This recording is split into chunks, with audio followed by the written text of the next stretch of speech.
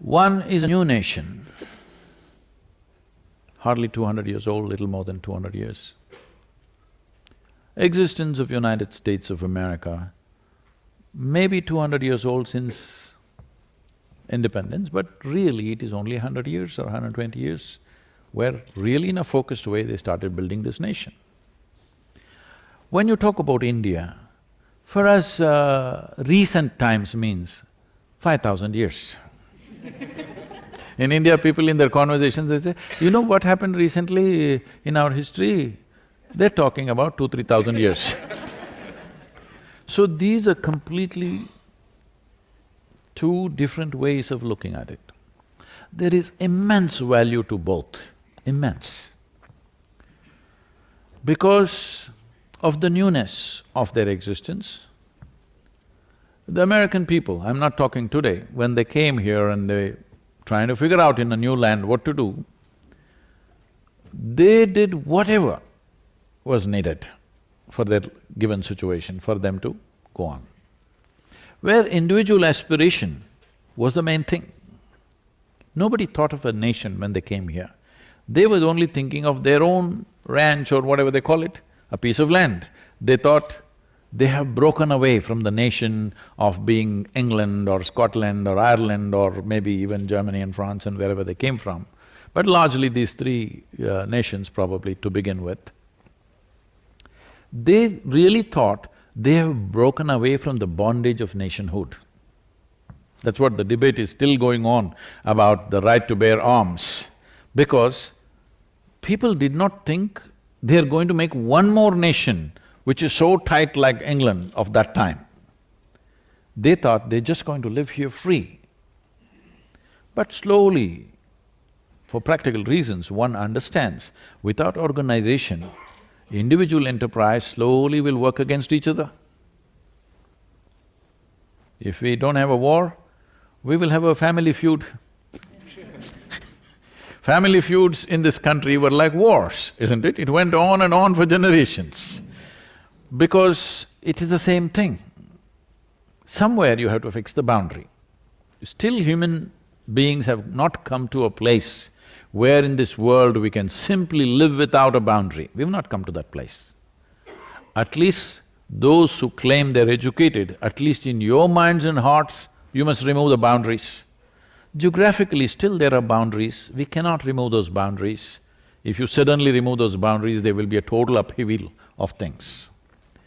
So having said that, India as a land is like running into thousands of years, which gives people a sense of timeless existence, where our way of doing things have always been never about individual aspiration, simply what is inclusive and happening, because always we remember, you know, in many Indian homes, this is very hard for American people to understand. In Indian homes, many of them have kept records of 60, 70 generations of people, their names. My grandfather's name, 60 generations ago, 70 generations ago, they got names written down in the books. So, their sense of existence is very different, which is changing dramatically now. As a part of this Youth and Truth, I've been going to all these universities.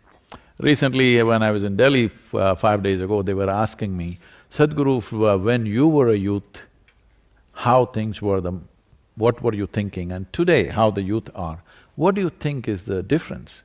I said, one stark difference I see is, we were always thinking of a revolution. How to change this country, how to do this, how to do that. Today you go into the university, everybody is only talking about individual aspiration. Nobody is talking about the larger context of what it is. This is a consequence of a certain level of economic development. When the country was at a certain status of development, when I say certain status of development, in 1947, when the British left India, the average life expectancy of an Indian was 28 years. Today, it is 69.7 years or nearly 70 years. This is a huge change. When average life expectancy was 28 years, naturally we were thinking revolution, how to change this. Something needs to happen dramatic, otherwise it's not going to change. But today, the present youth are thinking of individual aspiration. So people look at this as, oh, is this not a bad thing? I said, no, it's a very good thing. Because if all individuals in a country are doing well, the damn country is doing well, isn't it? Hello? So, these are two different approaches. What America thought of individual enterprise and, individual aspiration, probably in 50s and 60s, post-World War II, now India is beginning to think in early 21st century. This is a natural consequence. This is one thing. This is one thing which will be troublesome for nations which develop in a big way without individual aspirations being accommodated. So nations which developed rapidly, in a short span of time, using a stick. Stick works very well when people are poor. The moment they do well, if you use a stick, they will turn back and bite you. Yes, this is the nature of a human being. When he is desperate, he understands a stick will drive all of us in one direction and something will happen. If you all scramble in one direction, something good will happen to me also. But once that scramble is over, then I'm thinking of my own individual aspiration. Now the trouble comes. That trouble is coming wherever development happened too rapidly because of a forceful way of doing things. This is the good thing about India. Professor Krishnan said that it's a chaos. Well, it is a chaos only for an external viewer who doesn't understand our existence. We would be fully… we would get thoroughly bored with too much order. We like that. We're driving on the street, suddenly an elephant comes. Really, we like that. If suppose an elephant came on an American interstate, oh, the whole nation will scream, how can this happen? An elephant came on the street. We are very excited, we'll pull out our cell phones, take pictures and share with everybody. I saw an elephant on the road today, all right? So it's a… see, there are two kinds of orders. You can have a manicured garden and it looks like spick and span, everything is the way you want it. And you can have a forest where nothing seems to be in order. But if you take away your hand off the manicured garden for just 3 months, it will be nonsense. But forest, for a million years it's existed, obviously it's a better order.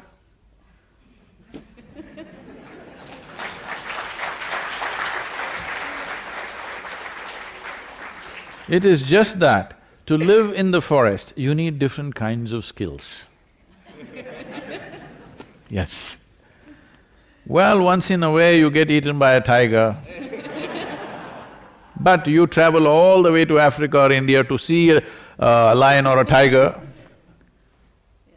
So when you got eaten, you definitely… you did not enjoy the wildlife, but you saw it for sure.